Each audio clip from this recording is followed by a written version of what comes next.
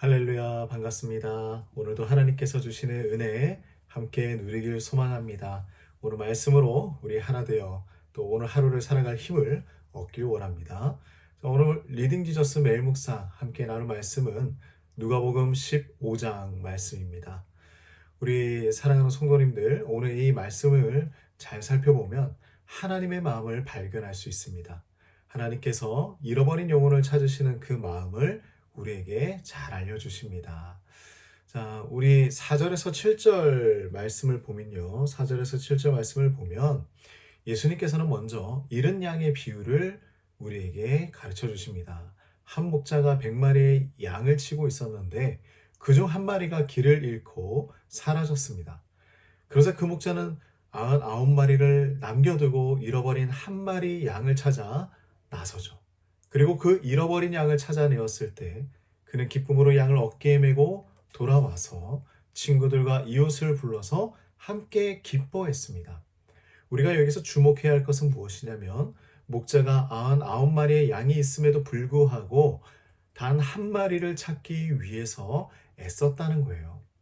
하나님께서 우리 한 사람 한 사람을 얼마나 소중히 여기시는지를 보여주는 아주 귀한 장면입니다. 세상 사람들은 많은 것 중 하나를 잃어버리는 것 대수롭지 않게 여길 수 있어요. 하나님은 한 영혼도 포기하지 않으시는 분입니다.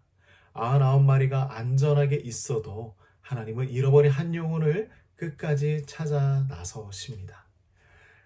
우리도 때로는 하나님의 품을 떠나서 방황하는 잃어버린 양과 같을 때가 있어요.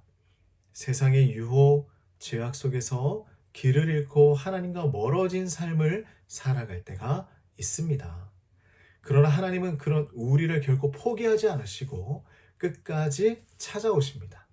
우리의 부족함과 연약함 속에서도 하나님은 우리를 사랑하시고 다시 그분의 품으로 돌아오기를 기다리신다라는 것이죠. 자, 두 번째 비유도 있습니다. 8절에서 10절 말씀. 네. 어떠한 여자가 10드라크마가 있었는데 하나를 잃어버린 것이죠. 그러자 그 여인은 등불을 켜고 집을 쓸며 그 드라크마를 찾기 위해 부지런히 움직입니다.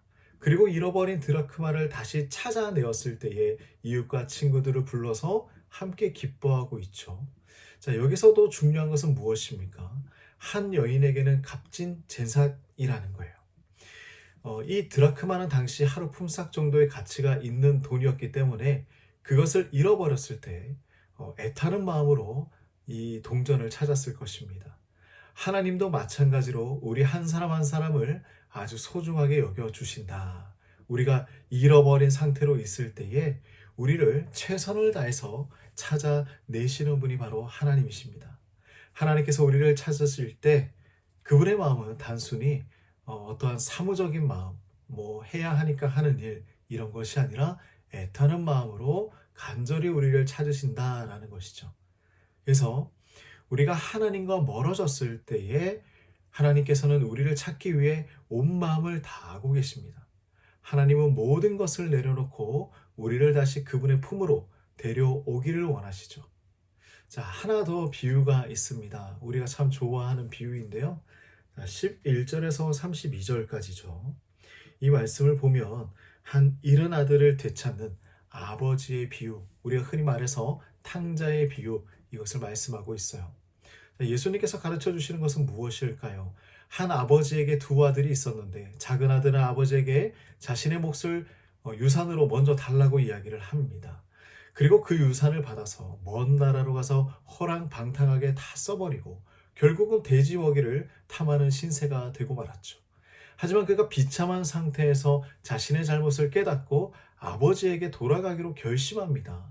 그리고 아버지에게 돌아와서 자신의 죄를 고백할 때에 아버지는 그를 기쁨으로 맞이하며 잔치를 베풀어 주십니다.